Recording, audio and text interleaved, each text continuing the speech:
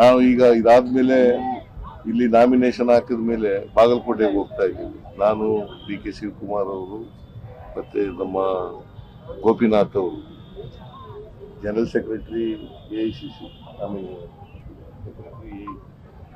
ಅವರು ಕೂಡ ಹೋಗ್ತಾ ಇದ್ದೀವಿ. ಅಲ್ಲೂ ಕೂಡ ನಾಮಿನೇಷನ್ ಹಾಕ್ತೀವಿ. ಮತ್ತೆ ಇಲ್ಲಿ ಬರ್ತೀನಿ ನಾನು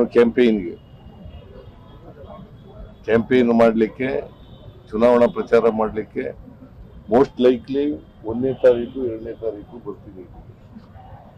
ನಾನು ಬಂದು ಎಲ್ಲ ಜನರನ್ನ ಭೇಟಿ ಮಾಡಿ ಅವರ ಮತವನ್ನ ಯಾಚಿಸ್ತಕ್ಕಂಥ ಕೆಲಸವನ್ನ ಮಾಡ್ತೀನಿ. Sir, BJP is stating this as a directional poll for 2028 state assembly polls ಅಂತ ಹೇಳ್ತಿದ್ದಾರೆ. What about the by-elections held already? Were it not direction? ಅವು ದಿಕ್ಸೂಚಿ ಅಲ್ವಾ? ಆಯ್ತಪ್ಪ, ಇವು ದಿಕ್ಸೂಚಿ ಆದ್ರೆ ಅವು ಏನು? 3 ಎಲೆಕ್ಷನ್ ಅಲ್ಲಿ ಕುಮಾರಸ್ವಾಮಿ ಮಗ ಚನ್ನಪಟ್ಟಣದಲ್ಲಿ ಬಸವರಾಜ ಬೊಮ್ಮಾಯಿ ಮುಖ್ಯಮಂತ್ರಿ ಆಗಿದ್ದವರು, ಅವ್ರ ಮಗ ಸೆಂಟ್ರಲ್ ಗವರ್ಮೆಂಟ್ ಮಿನಿಸ್ಟ್ರು, ಸೆಂಟ್ರಲ್ ಯಾರು ಸೋತವ್ರು ಯಾರು? ಅದು ಇಂಡಿಕೇಶನ್ ಅಲ್ವಾ? ಈ ಚುನಾವಣೆಯಲ್ಲೂ ಕೂಡ ನಾವು ಗೆಲ್ತೀವಿ.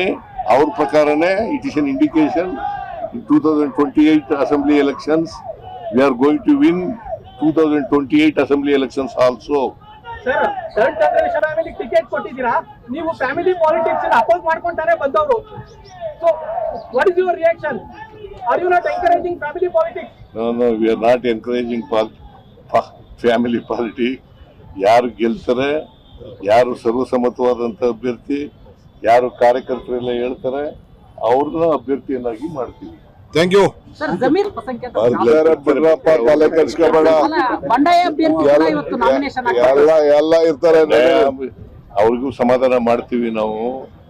ಬಂಡಾಯ ಅಭ್ಯರ್ಥಿ ಪೈಲ್ವಾನ್ ಸಾದಿಕ್ ಅಂತಲ್ಲ, ಅವರು ಆಗ್ತಾರೆ, ಅವರು ನಮ್ಮ ಕಾರ್ಯಕರ್ತರೆ, ಅವ್ರನ್ನೂ ಕೂಡ ವಿಶ್ವಾಸ ತಗೊಳ್ತಕ್ಕ